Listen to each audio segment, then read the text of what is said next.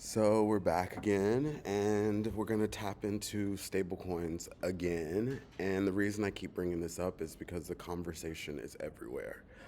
If you look at the media, the news, we talked about it. Lots of big companies are talking about launching stablecoins.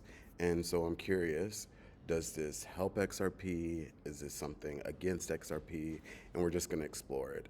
And I feel like we already went into a little bit of like what a stablecoin is, but if you're anything like me, sometimes it's just difficult to understand things, especially if they're dense.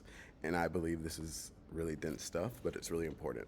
So right now, again, stablecoins are dominating the conversation in both crypto and traditional finance. But what's really going on behind all this hype?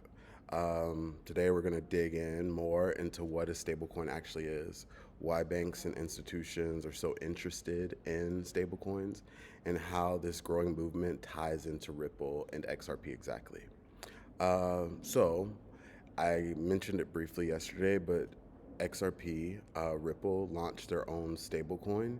And why did they do this? And is it a threat against XRP, or is it the missing piece that complements this overall vision? And moreover, why do I care, and why do I think you should care too? We're going to explore how Ripple stablecoin fits alongside XRP, not in competition with it, and what this means as the world races towards tokenized money, global border settlements, and a regulated financial future. So, what is a stablecoin? You might be able to tell me, but we're just going to review it again. Stablecoins are a type of cryptocurrency that are designed to maintain a fixed or stable value. So, typically pegged to a fiat currency like the US dollar, um, or sometimes even an asset like gold. The goal is to provide the benefits of crypto, which are speed, transparency, global access, without price volatility.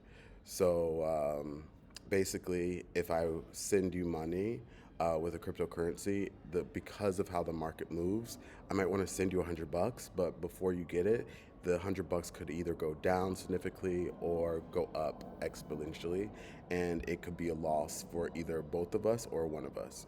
And so stablecoins offer a middle ground that peg to the dollar, give a stable value that you can trust as you move money around the world.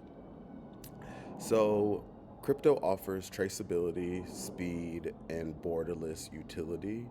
But when you add in extreme price swings, like I was just saying, it becomes unstable as a middle medium of exchange. And that instability makes it hard to rely for things like payroll, business operations, or daily spending. Stablecoins try to solve this problem, and they carry all the benefits of crypto tech, but with the predictability in price. This makes them much more practical and real world finance. And like again, this is really dense stuff, and I know the everyday person could care less about it, but this is like the underwires of what I think a new financial system needs in order for it to be used and adopted by financial systems around the world. So they're being integrated, these systems are being integrated into payments, lending platforms, on chain settlements, and some are even being used to buy goods and services. So it's growing, the opportunities to use this technology.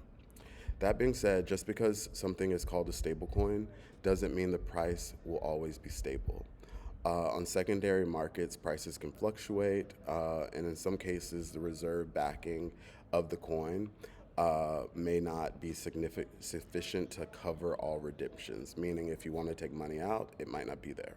So these are problems that have to be addressed, and we'll talk about if XRP solves them. So I'm just thinking about my own situation. Every month, around the first of the month, I have to offload crypto tokens to convert them into fiat money so I can pay my bills. Moving tokens from one wallet to an exchange is fast, it's cheap, but converting to a stablecoin, this is where the fees start to pile up. And I still have to swap once I get the stablecoin into a US dollar so I can actually pay my bills because I can't pay my bills with stablecoins at this moment. So for a few $1,000s that I take out every month, um, I've been seen to hit with like up to $200 in fees. And I'm someone that deeply believes in this space, so I accept this hassle and this a bit of annoyance. But I don't think the average person will accept this kind of behavior or this kind of steps that are needed. If institutions truly want to offer speed, transparency, and global adoptions, then they have to make stablecoins effortless for regular users.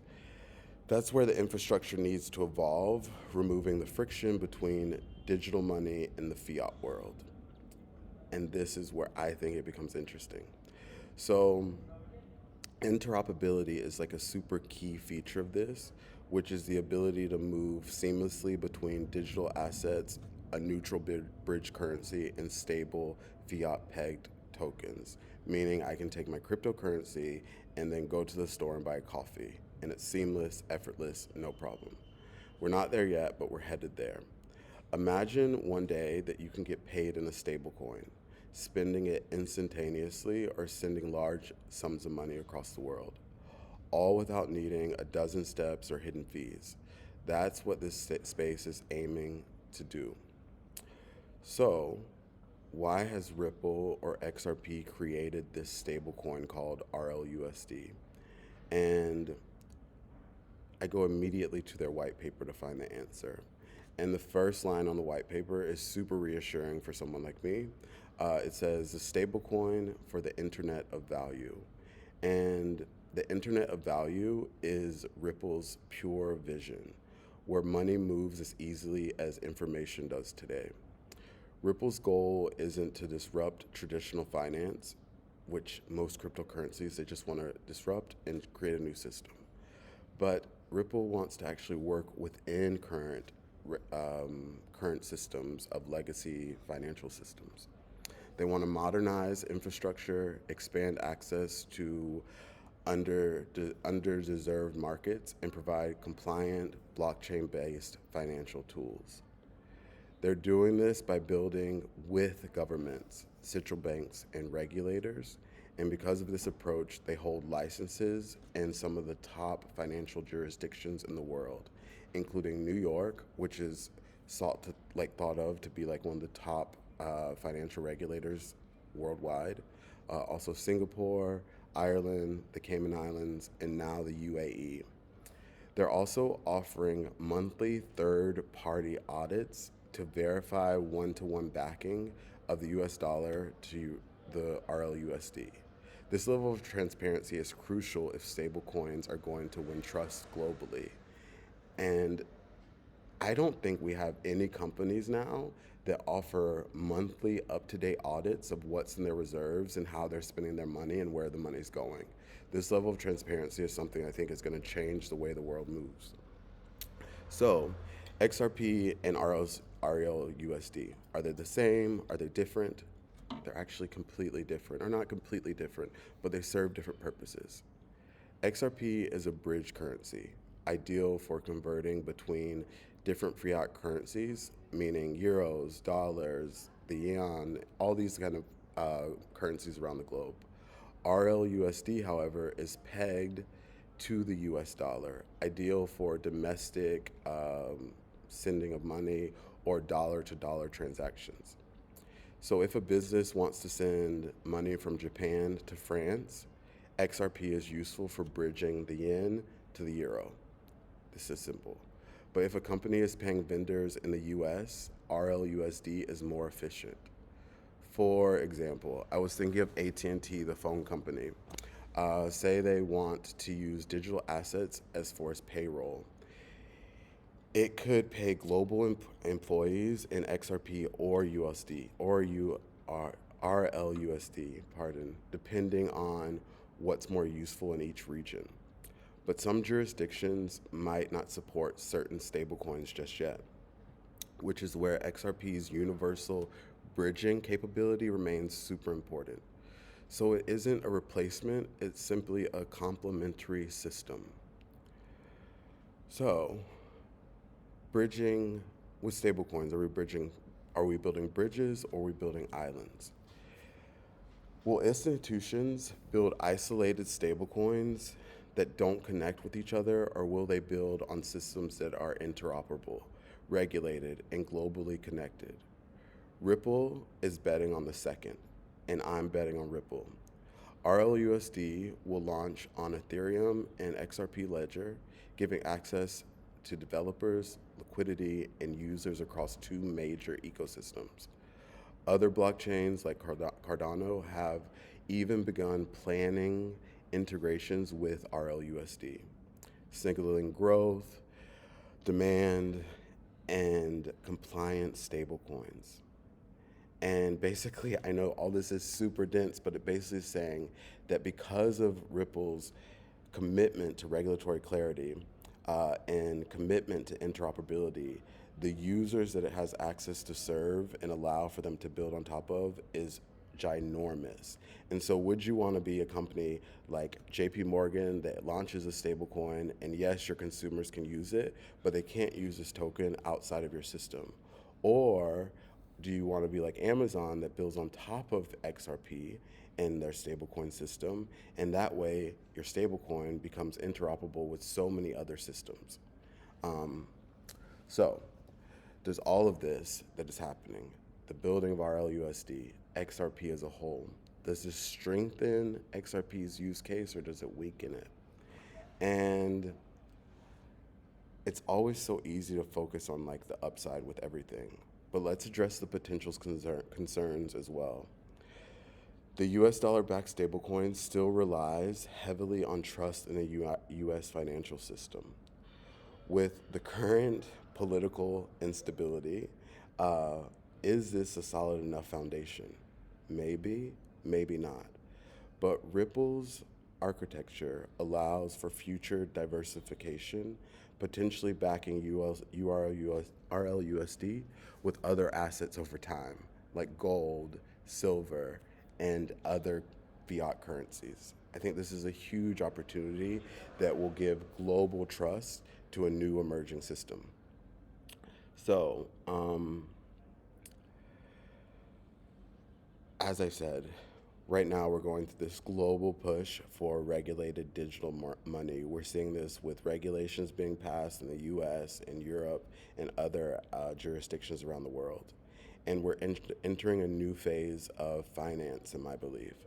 Stablecoins and digital assets offer cheaper, faster international payments, and they can bring financial access to the over 1 billion unbanked people worldwide. Crypto isn't just speculation anymore, it's becoming financial infrastructure, and this is why I'm here every day to talk about it, and also just to fact check whether or not I'm right. The more research I do will either prove this is right, or maybe I should focus on something else.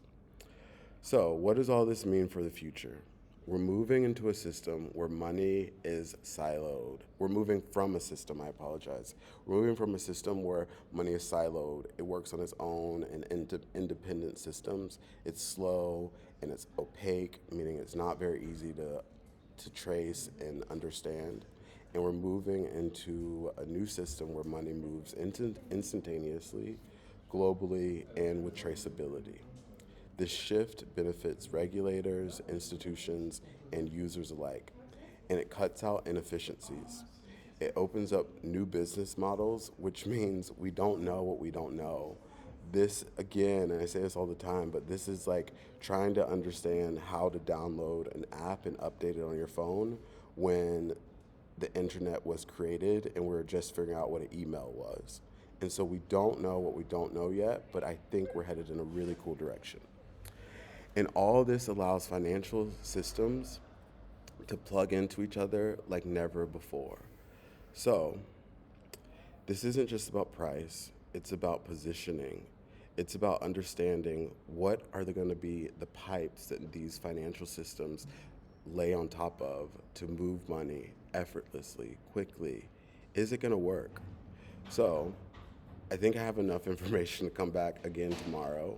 This was a super dense episode, but I think it's really important to just understand what are stablecoins, why are banks wanting to use them, and who's going to benefit from the use cases of these.